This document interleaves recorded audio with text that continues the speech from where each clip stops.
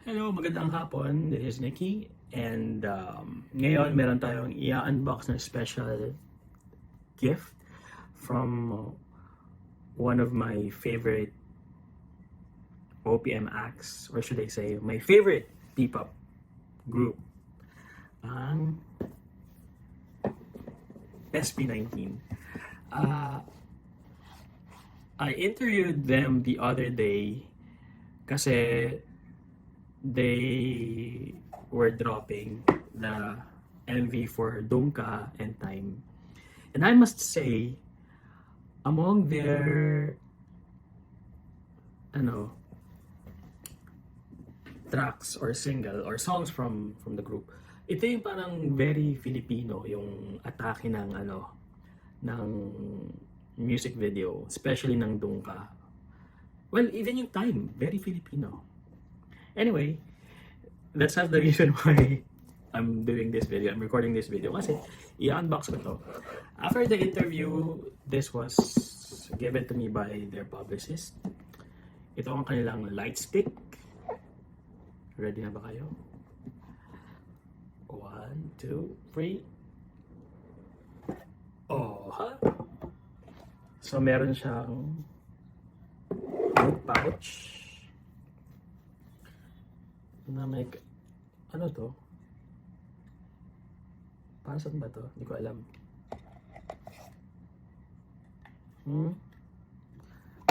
Oh, wait lang. Ito siya. Hala? Dito sa ilalim. Yun naman pala. Ba't hindi pa rin kasya? Sorry. Ano lang ako. Ignorante lang. Dito ba sa ilalim?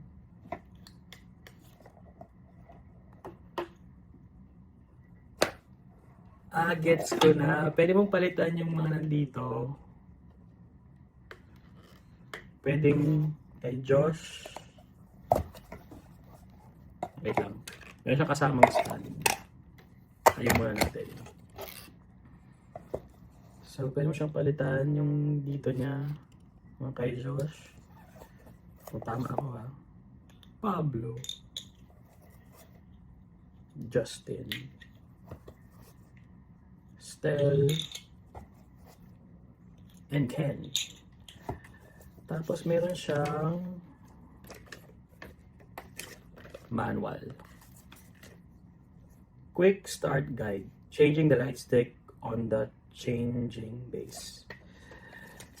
Yun. So, yan po ang laman ng light stick nila. Balik ko na. The interview lasted for 20 minutes. Ang dami kong questions. Halos nalimutan ko na kayo mga natanong ko. Pero yung videos ilalagay ko sa aking YouTube channel. Pero kasi papaunahin ko muna yung pinapa-edit ko pa sa office namin sa Manila Standard. Tsaka maraming alam nyo na bawal. Baka may mga natanong ako na sinagot naman nila na bawal para sabihin. But anyway, yeah, the interview lasted for 20 minutes almost. And basically, mga question ko tungkol sa ano lang naman sa evolution ng kanilang music, how their artistry has evolved throughout the years, kung anong difference ng music or sound nila in general from the time they were launched in officially launched in 2019 or 2018 to 2019 up to now. And also, tinanong ko kung ano yung nararamdaman nila every time na may mga bagong P-pop group tapos na-interview and they are regarded as the trailblazers of P-pop. Ang hindi ko malilimutan doon, ang sabi ni Stel, matagal na daw. Si Stel ba yung sabi o si Josh? But anyway, ang sabi niya, or let's say sabi nila, matagal daw bukas ang pinto. Sila lang daw ang sumipa. Napaka-humble talaga ng SB19. Pero yun nga, as usual, si Philip, nonchalant. And of course, si Justin, very very pleasant, very amiable ang kanyang personality, and the rest of the group very deep sumagot. And lastly, yung question ko revolved around the music that they have just released and yung konsepto ng kanilang bagong EP, yung simula at wakas, ano yung reason bakit yung kanila ang tinitle sa kanilang bagong EP, ano yung overall theme. And lastly, tinanong ko sa kanila kung ano ang, hindi pala last, dalawa kasing parang last na, or last two questions ko. One of the last, or the penultimate question na tinanong ko kasi, when they were introduced sa press in 2019, ang sabi nila, they wanted to turn the spotlight on P-pop or on Filipino talents in general. So I asked them, yung pa rin ba ang goal nyo as a group, as a musician? Sabi nila, hindi nagbago ang kanilang goal. Kaya nga natayo ang 1Z Entertainment.